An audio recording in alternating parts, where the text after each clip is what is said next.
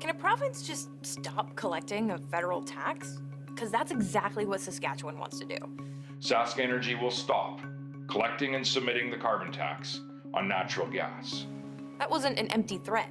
It's in the works. And he's not the only premier calling for an end to the tax on home heating, just the first to make a move. And at a time when many say the carbon tax is making everything more expensive. Everything costs more. All eyes are on Saskatchewan. But can a province actually circumvent a federal law that everyone else has to abide by? And what does it mean if they do?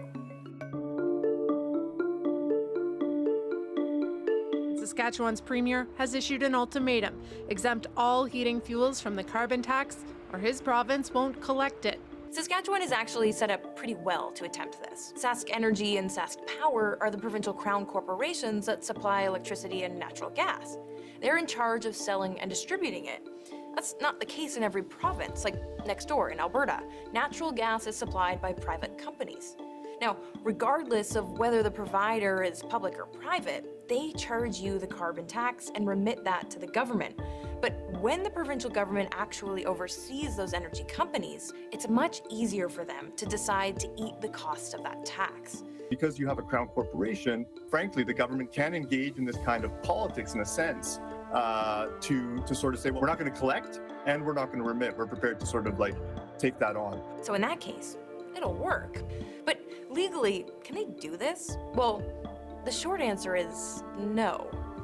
There is no way or ability or authority for the provinces to amend either the wording or the operation of that law. And of course, you think about it for a second and like, that has to make sense. Of course, provinces can't pick and choose which federal laws they're going to comply with. Right. Provinces can't just cherry pick federal laws. And don't forget, several provinces already took the federal government to court over the carbon tax.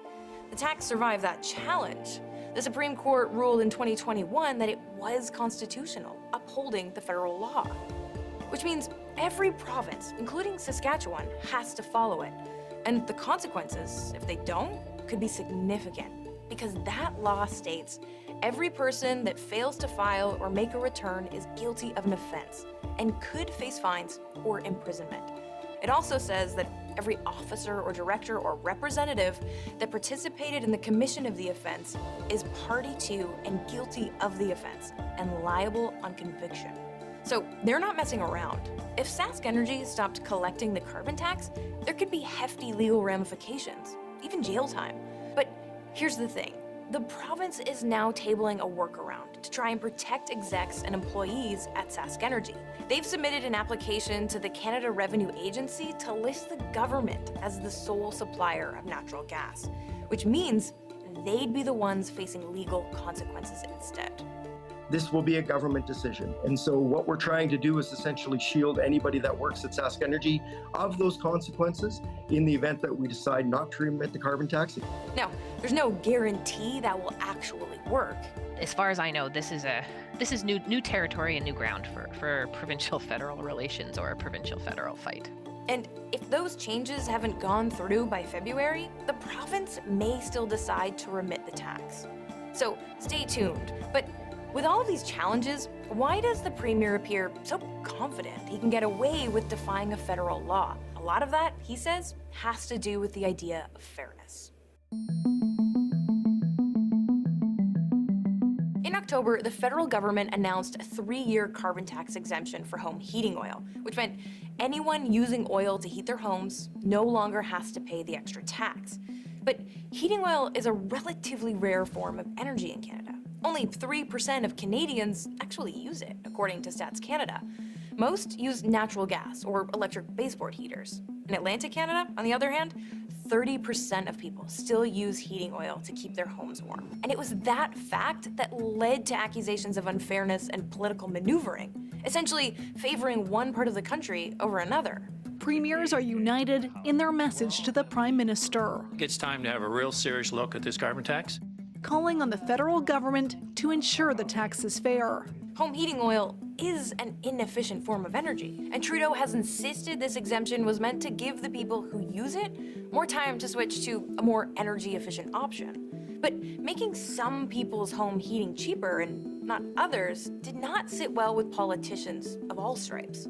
We reject absolutely the Liberals' divisive plan. We think it's unfair. It pits regions against each other.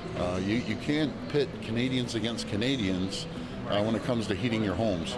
And remember that Supreme Court ruling that the carbon tax was in fact constitutional?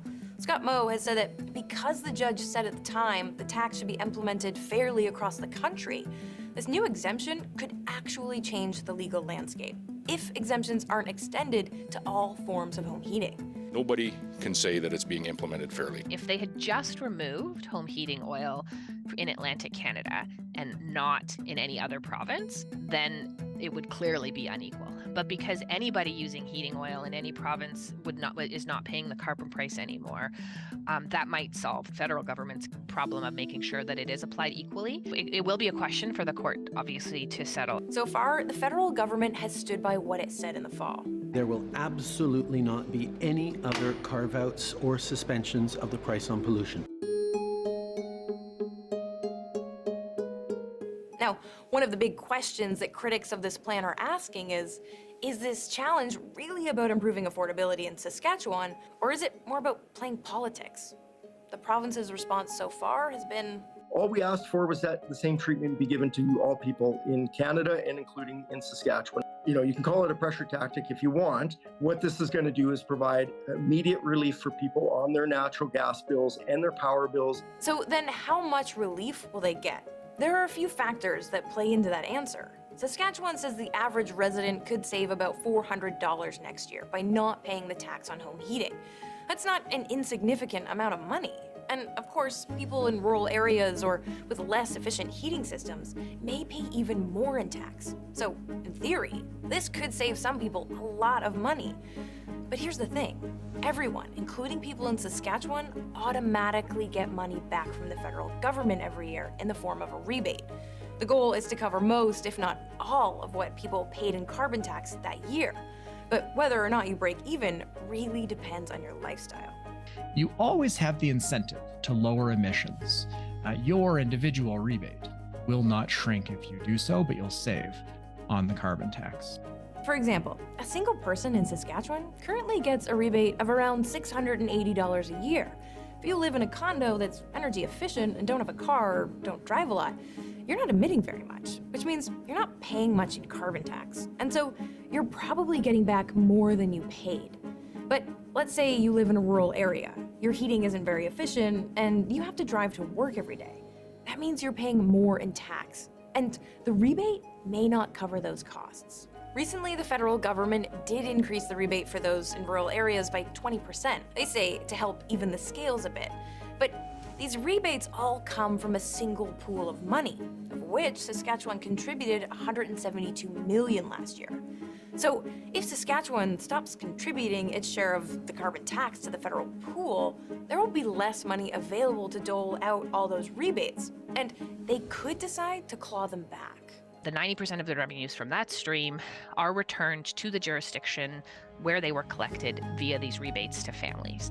If Saskatchewan somehow goes ahead with this and doesn't submit the money, it should affect the rebates that are going out. But there's a lot to be sorted out before we even get to that point. Because the federal government may challenge Saskatchewan's right to defy the tax, and the province could fire back with a legal challenge on the carbon tax itself. So you can bet there are a lot of conversations happening right now, both provincially and federally, about how this will all play out.